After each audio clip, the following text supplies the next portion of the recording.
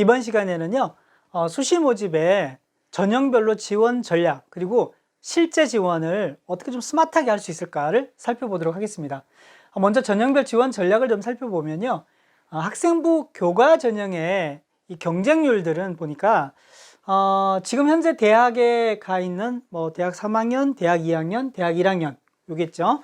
이렇게 이제 한 3년간의 경쟁률을 보니까 경쟁률이 꾸준히 떨어졌습니다. 그게 이제 학생 수가 줄어든 만큼의 한 12만 명 가까이의 학생 수가 줄어든 만큼의 경쟁률들이 좀 줄어들고, 아울러서 소위 말하는 내신 석차 등급의 합격선도 좀 많이 낮아졌다고 볼 수 있는데요. 그래도 여전히 주요 대학들은 경쟁률 자체가 좀 낮아지긴 했으나 합격자들의 합격 결과를 살펴보면 내신 등급 기준 자체가 많이 이제 높더라라는 게 지금 현재까지 좀 결과인데요. 물론 금년도에도 지난해하고 학생 숫자가 거의 엇비슷하기 때문에 지난해 입시 결과를 좀 참고로 해도 되긴 할 것 같은데요. 전체적으로 학생부 교과는 내신 등급이 웬만큼 갖춰져야만이 관리를 했어야만 등록을 할 수 있는 상황이기 때문에 누구나 다 지원할 수 있는 건 아니잖아요. 그리고 계속 해왔던 입시 기준 결과 자체들을 도외시하고 지원을 할 수 없는 거라서 지원할 수 있는 학생만 아마 염두에 두고 지원을 할 거기 때문에 경쟁률 자체가 많이 높아지거나 달라지진 않을 것 같고요. 아마 지난해 경쟁률 정도를 유지하고 있고 지난해 입시 결과의 합불 정도 여부를 보고 지원을 해도 되는데, 다만 수능 최저학력 기준만 좀 점검을 하면 되겠다, 이런 말씀을 드립니다.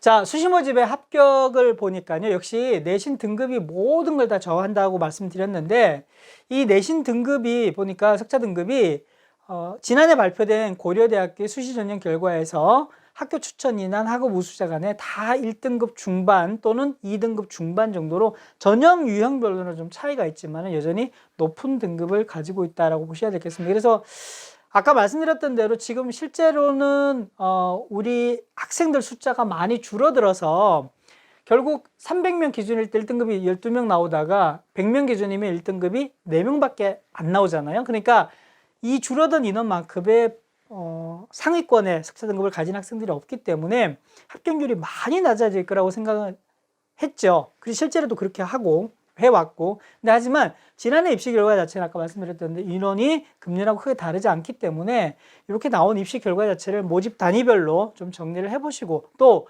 학교 상담하시다 보면 지난해 우리 학교에서 보냈던 학생들의 합불 또는 지역의 모임 단체에서 가지고 있는 선생님들의 입시 결과가 있어서 그 결과를 좀 토대로 해서 상담을 받으시고 가면 되는데, 다만 이 학생부 교과 전형은 위험성을 부담을 가지시면 안 돼요. 그러니까 예를 들면 위험한 지원은 하지 말아야 된다는 거죠. 1.5등급으로 마지막으로 커트라인을 합격한 친구의 성적 결과가 있는데 내 석차 등급이 1.6이나 1.7이잖아요. 그럼 사실은 붙을 확률이 거의 없거든요. 근데 그런 점을 좀 염두에 두시고 수능 최저 기준 통과하면 달라질 수 있다. 나중에 지원 경쟁률이 낮기 때문에 나중에 끝까지 기다리면 내 차례가 올 수 있다라는 생각을 하실 수는 있으나 지원에 대한 리스크, 위험성, 또 부담은 충분히 가지셔야 된다는 말씀을 드립니다. 자, 학생부 종합전형에서는요, 좀 중요하게 우리가 생각해 봐야 될 게, 서울대 지금 서류 평가의 방법을 지난해하고 금년하고 이렇게 비교를 해서 지난해하고 금년 달라진 부분들을 빨갛게 또는 이제 줄을 그어서 좀 체크를 해봤는데요. 학업 역량을 보니까 서류 평가에서 지난해에는 교과별 및 방과 후 학교 이수 내용이 있었는데 지금 방과 후 학교 내용 못 적게 돼 있으니까 교과별 학습 활동 및 과제 수행 내용으로 지금 서울에서 평가하려고 하는 세부 평가사항이 바뀌어져 있는 거거든요. 그리고 작년에 없던 행동 특성 및 종합 의견이 들어와 있습니다. 그죠? 이거는 아래 보시면 추천서가 금년부터 없어졌잖아요. 그러니까 추천서에 관련 내용 때는 학업과 관련됐던 내용들이 행동 특성 및 종합 의견에 있는 내용으로 참고하겠다. 이렇게 좀 시사한다고 보시면 될 것 같고요. 학업 태도와 관련되는 부분도 여전히 금년도 아까 말씀드렸던 2022학년도부터 바뀌어지는 학생부의 내용들을 그대로 포함해서 창의적 체험 활동에도 보면 동아리 활동이나 진로 관련되는 활동 참여도 및 노력 탐구 활동으로 좀 바뀌어졌잖아요. 그죠? 그래서 이 바뀐 내용들을 그대로 좀 서류 평가에도 적용을 한다. 그리고 여전히 학업 태도에도 행동 특성 및 종합 의견을 보겠다. 이렇게 나와 있죠. 자, 학업의 소양도 살펴보면요.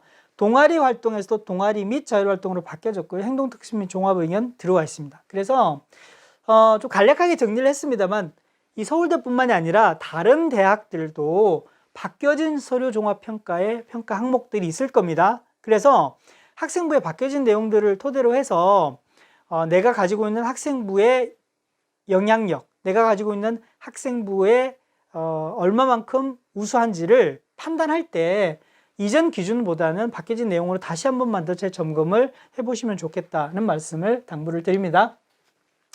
자, 논술 전형에서는요, 그동안에 이 목표 대학을 지원하기 위해서 학생부 관리를 많이 잘 해온 경우에는 학생부 위주 전형, 교과나 그 다음에 종합 전형으로 지원할 수 있겠죠. 근데 내신 석차 등급이 평균 국수영사, 국수영과 해서 한 3등급 이상, 4등급 가게 되면 인서울 안에 있는 주요 대학 지원을 사실상은 하기가 겁나죠.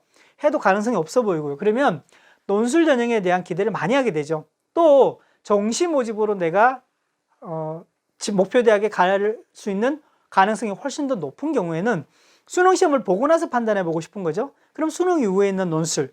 그래서 학생부가 준비가 잘 안 됐던 경우나 또는 수능 성적으로 정시 모집에 합격 가능성이 높은 경우에는 자연스럽게 논술에 대한 기대를 하고 논술 전형으로 넣는 횟수가 좀 많아지는 거죠. 근데 어떻든 간에 논술 전형을 뭐 따로 준비를 해서 제대로 하자 뭐 이런 것도 있을 수 있지만 논술 전형은 논술이 당락을 좌우하고요. 논술 실력이 있으면 수능 최저의 기준을 갖추고 나면 가능성이 충분히 있는 거거든요. 그래서 논술 전형이 많이 변화해서 금년대 모집 인원이 많이 줄어들었어요. 그리고 경쟁률 더 올라갈 거고 합격 가능성도 더 낮아질 수밖에 없습니다. 하지만 준비가 안 된 경우 또는 정시 모집을 합격 가능성이 훨씬 더 높은 경우, 이런 경우에는 논술 전형을 좀 염두에 두고 준비를 해서 가시면 좋을 것 같은데요.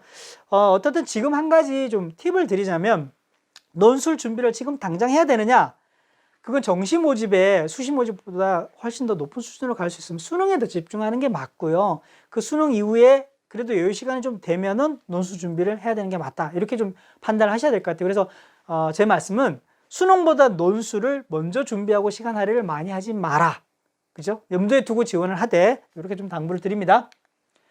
자, 그 다음에 논술 반영 비율을 보시면은요, 논술 반영 비율이 대학마다 다 다른데 논술만 가지고 선발하는 대학이 있고요. 그 다음에 논술 비중을 지난해보다 좀 더 늘린 대학도 있고요. 그래서 논술의 영향력이 결정적이긴 하지만 대학별로 좀 다르다는 점을 좀 염두에 두셔야 될 것 같아요. 그래서 논술 지원 대학을 선택하실 때에도 수능 이전이냐 수능 이후냐, 수능 최저학력 기준이 있느냐 없느냐 뭐 이런 것도 중요하지만은 내가 논술 실력이 어느 정도인지를 보고 또는 학생부의 교과 성적으로 내가 어느 정도 등급 간 점수 차이가 나는데 5등급, 6등급, 7등급, 8등급까지 가면 학생부에 부족한 것을 논술 성적으로 만회해야 되잖아요. 그 정도 한계도 있기 때문에 내가 가지고 있는 학생부와 논술 실력도 같이 비교를 좀 해보고 논술 지원 대학을 골라내는 것도 필요하다. 이렇게 말씀드립니다.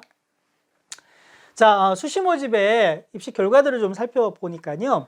학생부 교과 전형으로 지원한 경우와 논술 전형으로 지원한 경우에 수능 최저학력 기준을 통과하게 되면 이 중앙대의 경우를 보면 실질 경쟁률이 다른 거죠. 그러니까 수능 최저학력 기준을 통과한 학생들을 놓고 보면 학생부 교과 전형은 실질 경쟁률이 절반으로 줄어서 5대1이 됐어요. 논술 전형은 50대 1이었는데 수능 최저 기준을 통과한 학생들을 보니까 14대1로 줄었어요. 많이 줄었죠. 그죠? 정말 많이 줄었어요. 학생부 교과보에 비해서는 훨씬 더 많은 비중으로 줄어들었는데 다만 보셔야 될 게 요 실질 경쟁률이 아니고요. 충원 합격률까지 보셔야 됩니다. 왜 그러냐면 학생부 교과 전형은 내가 만약 1단계 합격, 1차로 합격을 하지 않고 예비 번호를 받아서 대기를 하더라도 예비 번호 200%까지 합격을 하는 거잖아요. 그죠? 근데 여기는 예비 번호가 24%까지예요. 그러니까 예를 들면은 10명 기준으로 학생을 선발을 했다면 여기는 후보 20명까지 더 들어갈 수 있는데 여기는 후보 2명까지밖에 못 들어가는 거잖아요. 그죠? 그래서 지원을 놓고도 실제 경쟁률이 낮아지는 것도 중요하지만 충원 합격률, 그러니까 추합까지 조금 더 판단을 보시고 난 다음에 판단하자. 이렇게 말씀드립니다. 자, 그 다음에 수능 최저학력 기준을 놓고 보면 우리가 좀 고민해 봐야 될 게, 실제 지원에서는 자, 수능 최저학력 기준이 없는 논술 지원이 있어요. 학생부 교과 전형은 면접을 보기도 하지만 면접이 없는데도 불구하고 수능 최저가 없을 수도 있죠. 그럴 경우에는 학생부 교과 전형의 스타 등급이 많이 높아진다고 말씀드렸잖아요. 어쨌거나 논술하고 학생부 교과 전형에서도 수능 최저가 없는 경우에는 내가 수능 최저에 대한 부담을 갖고 있다면 피해서 지원하는 것도 필요하죠. 이런 대학들, 연세대, 한양대, 서울시립대 논술 전형, 그 다음에 연세대, 이화여대, 한양대, 동국대 학생부 교과 전형은 면접도 좀 염두에 둬야 되지만 수능 최저학력 기준이 없다는 점이 나한테 훨씬 득이 될 수도 있죠. 유리할 수 있다는 점을 염두에 두고 찾아보자. 그 다음에 학생부 종합 전형인데도 수능 최저학력 기준이 있는 거죠.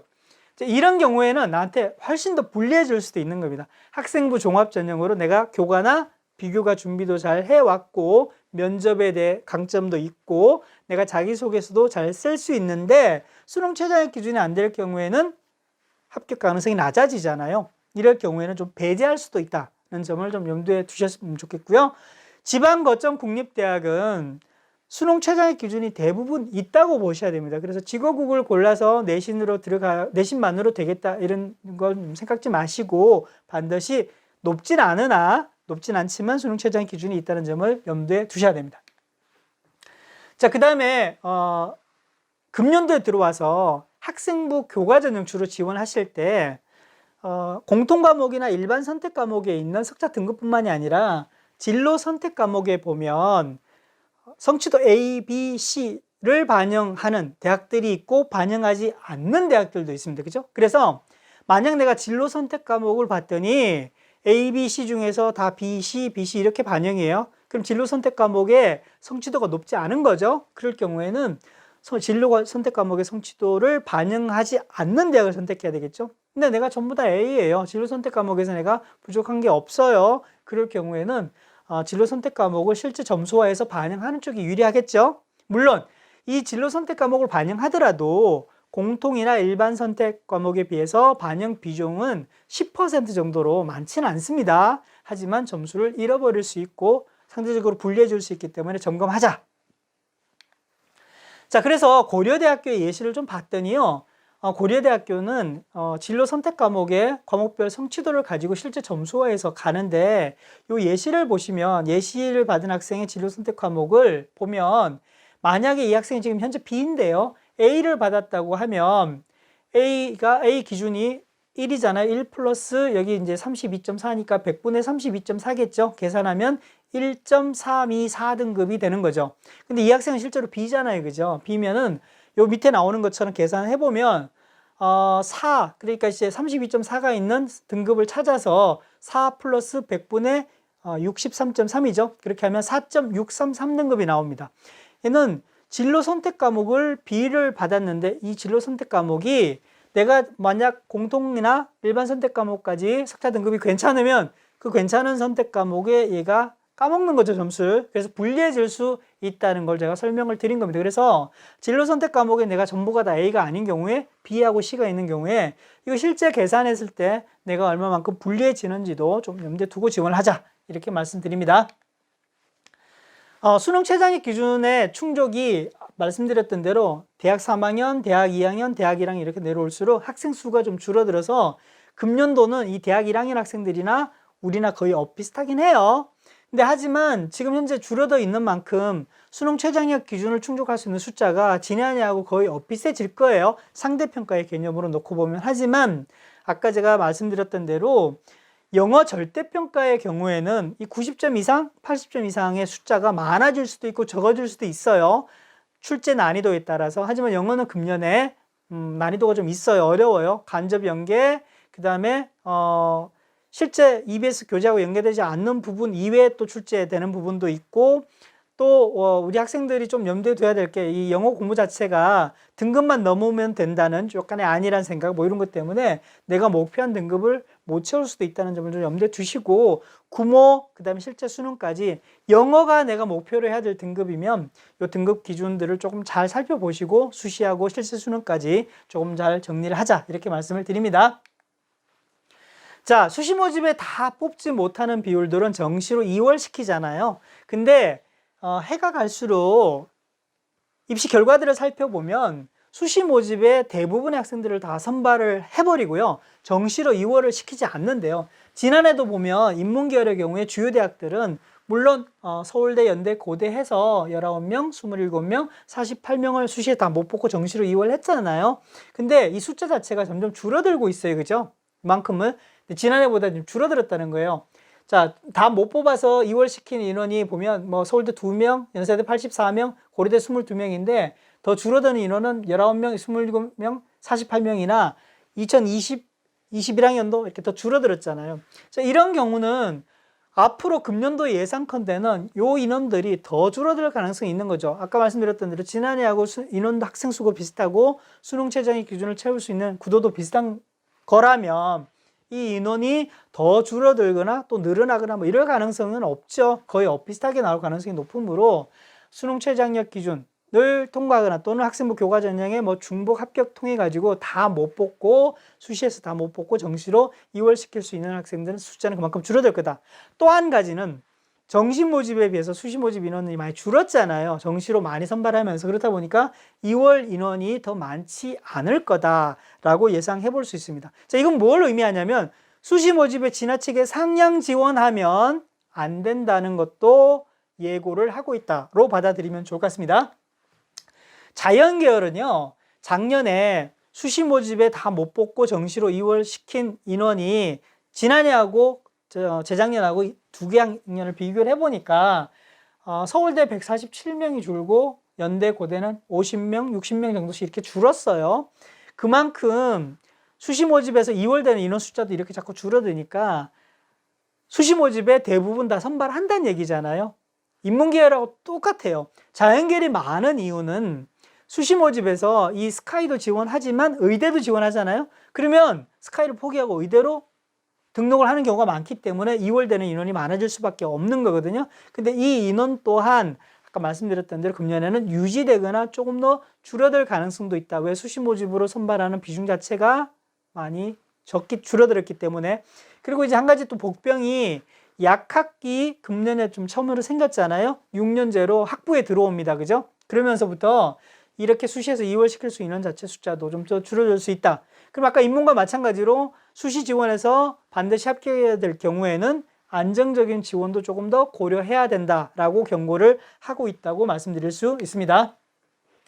자, 의예, 치의예, 수의예, 한의예, 약학 모든 자연계열 학생들 또는 인문계열 학생들 중에서도 의약학 계열을 좀 염두에 두고 있는 친구들이 이제 선망하는 학과들이잖아요. 여기도 보면 지난해보다 인원이 약학 때문에 많이 늘었어요. 그래서 대략 지금 수의까지 포함하면 아마 6,500명 정도가 수시 정시를 합해서 지금 자연계열 학생들을 선발할 수 있는 모집 인원 같은데요. 상당히 많죠. 그죠? 그러니까 자연계열 미적이나 기하를 선택한 그 수능의 고득점 학생들 쭉 이렇게 헤아려서 대략 한 7,000명까지는 자연계열의 의예, 치의예, 수의예, 한의예, 약학예 이 모든 학과들로 간다. 물론 스카이의 일부 공대도 있겠지만요. 정도로 봐야 되는 수준이라서 상당히 상위권 학생들은 자연계열로 많이 간다. 이렇게 금년도에 좀 예측을 해볼 수 있고요. 한 가지 좀 지켜볼 것은 수시, 정시 모집 비중이 다 다른데 의예, 치의예, 한의예, 약학 중에서 약학의 정시 모집 비중이 조금 더 많아요. 그래서 수시 모집을 염두에 좀 두는 경우에도 약학이 인원 비례로 보면 의예, 치의예, 한의에 비해서는 조금 더 녹록지는 않다. 이렇게 좀 볼 수 있고요. 수시 모집에서 의치한 뭐 수의예, 약학 다 선발하는데 수능 최저학력 기준이 없는 전형도 있지만요. 이 의약학 계열들은 수능 최저학력 기준이 높아요. 3개 합이 4, 4개 합이 5, 그죠? 뭐 3개 합이 5도 높은 거잖아요. 그러니까 수능 최저학력 기준이 상당히 높은 학생들을 선발하는 구도이기 때문에 수능 성적이 높은 학생들을, 자연계열 학생들을 전부 다 이 의학학 계열에서 빨아들인다라고 봐야 되는 거예요. 그럼 상대적으로 약학이 학부로 바뀌면서도 뭐 생명과학이라든지 화학 수학이라든지 관련되는 여학생들이 자주 지원했던 이런 학과들은 금년도에도 조금 더 합격 가능성이 수시에서부터 조금 더 가능성이 좀 높아질 수 있겠죠. 그리고 스카이의 자연과학이나 뭐 공대 쪽도 지난해에 비해서는 합격 가능성을 조금 더 높일 수 있는, 그러니까 숨통이 좀 트이는 이런 구조가 될 수도 있다는 점을 염두에 두셔야 될 것 같습니다. 자, 실제로 그러면 우리가 수시 모집 지원할 때 뭘 염두에 두고 어떻게 하면 좋을까? 먼저 대학에서는 전형 유형별로 어떤 학생을 선발하는지를 좀 살펴봐야 될 것 같은데요. 대학에서는 교과, 학생부 내신이 우수한 친구, 그다음 학생부를 교과뿐만 아니라 비교과도 잘 두루두루 갖추고 있는 친구, 논술 성적이 우수한 친구, 면접 성적이 우수한 친구, 또 수능 최장력 기준이 좀 높게 설정돼서 이걸 갖출 수 있는 친구들을 다양하게 선발할 수 있는 전형 유형들을 가지고 있거든요. 근데 우리 학생들 입장에서는 이렇게 대학에서 전형 유형을 다양하게 수시해서 개설해 놓고 있는데 나는 어떤가를 봐야 되는 거죠. 그래서 내가 가장 강점을 가지고 있는 전형 요소를 영향력 있게 반영하는 전형 유형을 골라야만이 나한테도 유리하다는 거죠. 목표 대학도 있지만은 전형 유형을 제대로 좀 매치시켜야만이 합격 가능성이 높아진다. 이렇게 말씀드릴 수 있고요. 실제 지원할 때는 아주 좀 클래시컬하긴 한데요. 학생부하고 수능 성적 가지고 비교를 많이 해요. 그래서 학생부 성적이 우수한 경우에는 수시에 반드시 붙어야 되겠죠? 왜? 학생부 성적으로 수시 모집에 지원하는 게 훨씬 더 유리하니까요. 반대로 수능 성적이 우수한 경우에는 학생부로 수시 지원하는 것보다는 수능 성적으로 정시 지원해서 내가 원하는 대학이나 목표 대학 그 이상으로 갈 확률이 높으면 정시에 지원해서 합격하는 게 훨씬 더 낫잖아요. 그죠? 그래서 이게 극명하게 갈라질 수 있는데 모든 학생들은 대부분 지금 수시 준비를 해오는 과정이기 때문에 한번 점검은 해볼 수 있으나 수시 때부터 가능성이 있다면, 합격 가능성을 얘기하는 겁니다. 있다면 수시 모집에서 합격 가능성이 높은 목표 대학을 지원해도 되지만 그렇지 않은 경우에는 정시 모집에 내가 합격 가능성이 높은 대학의 수준에 맞춰서 수시를 좀 끌어올릴 필요도 있다는 거죠. 그래서 이 높낮이를 학생부와 수능 모의고사 성적을 잘 좀 저울질을 해보고 판단하자. 수시에 꼭 붙어야 될 거면 학생부가 우수한 학생이어야 되고 정시에 붙어야 될 거면 수능 성적이 우수해야 될 경우잖아요. 이 두 개를 비교를 해서 수시 지원을 좀 높낮이를 조절하자라는 말씀을 꼭 드리는데요. 한 가지 당부해 드릴 말씀은 수시에 학생부 성적이 유리한 경우죠. 첫 번째 케이스인데요. 맨 위에 있는 것처럼 이런 경우에는 반드시 수시에 붙어야 돼요. 수시에 못 붙으면 정시나 그 이후까지 금년도에서는 내가 목표하는 대학이나 더 유리한 좋은 조건의 대학을 갈 수가 없다는 거잖아요. 그래서 6개를 넣더라도 반드시 합격 가능성이 높은 대학을 좀 한두 곳 정도는 골라서 넣자라는 말씀을 드립니다. 자, 이렇게 이제 고전적으로 분석을 해서 학생부하고 수능을 재해서 지원하는 것 외에 나는 고등학교 입학 때부터 아니면 학생부로 탄탄히 준비를 했기 때문에 학생부의 종합전형으로 넣을 테야. 그런 경우는 6개를 다 학생부 종합전형으로 넣어도 됩니다. 다만 목표 대학은 반드시 넣되 어느 정도까지 내릴지, 어느 정도까지 높일지를 좀 염두에 두고 6개를 좀 정리를 하셔야 된다. 그래서 최종 대학을 선택하자라고 말씀드릴 수 있고요. 나는 너무 복잡한 것 같아. 학생부하고 수능 성적 비교하는 것도 그렇고 그 다음에 내가 처음부터 학생부를 목표로 해서 관리를 좀 잘하고 싶었는데 상황이 이렇게 지금 와서 보니까 학생부 관리가 안 된 거야. 그래서 수시 지원은 녹록지가 않아. 이럴 경우에는 지금 상반기에 봤던 6월 모의평가 또는 7월 모의고사 성적까지를 다 보시고요. 9월 모의고사의 성적까지 보시고 난 다음에 9월 10일 이후에 있는 수시 지원을 판단하시면 됩니다. 그래서 9월 모의까지 보고 나서 정시 모집에 보니까 9월 모평 성적으로 이 정도가 가능하네? 아니면 남아있는 한 2, 3개월 성적을 향상시키면 이 정도 대학도 되는구나 라고 높이를 정해놓고 그 정시 모집의 합격 가능성, 지원 가능성의 수준보다 높은 대로 6개를 넣으시면 됩니다. 그죠? 그리고 수시 모집을 지원을 가볍게 이제 하시고 수능에 집중하시면 되는 거죠. 자, 어떤 거든 상관이 없어요. 분석을 하든 맞추든 맞춤 준비로 해왔던 지원을 하든 아니면 그냥 9월 모평 성적 보고 판단하든 아무것도 상관없어요. 6개의 포트폴리오를 잘 만드시고 지원을 하시면 된다라고 말씀드릴 수 있습니다. 자, 그러면 수시 6번이나 지원해야 되는데 어떻게 잘 하면 좋을까요? 앞서 말씀드린 걸 좀 정리한다고 보시면 되는데요. 자, 6개의 지원을 다 할 수 있는데 얼마나 좋아요? 다 상향 지원할래요. 수능 성적이 높은 경우 되죠. 왜? 정시에 남아있는 지원에서 그래도 내가 목표 대학 이상을 갈 수 있다는 믿는 구석이 있으니까, 그죠? 근데 하지만 그렇지 않은 경우에는 점점 더 유형을 5번째나 6번째 유형으로 오시면서 수시 모집에 한두 곳 정도는 뭐 안정 지원이라는 표현이 어떻게 들리실지는 모르겠으나 붙을 수 있는 가능성이 높은, 그래도 이 합격 가능성이 예측이 되는 쪽으로 지원을 하고 난 다음에 판단을 하셔야 된다 말씀드릴 수 있고요.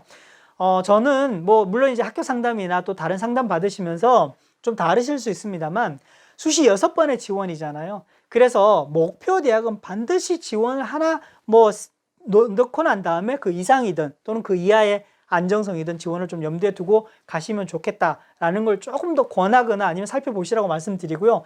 한 가지, 6개 지원을 다 했는데 수능 최저학력 기준이 있는 경우는 최저 기준이 앞으로 공부를 해서든 아니면 지금 상황이든 간에 채울 수 있는지 충족할 수 있는지 없는지를 반드시 점검하셔야 됩니다. 다 갖췄는데도 불구하고 수능 최저 때문에 불합격한 경우가 있거든요. 얼마나 안타까운 일입니까? 그죠? 그래서 수능 최저 기준을 반드시 점검을 하고 지원을 하자. 다만 수시 6번 지원이니 목표 대학 학과는 반드시 수시에 넣고 가자라고 권합니다.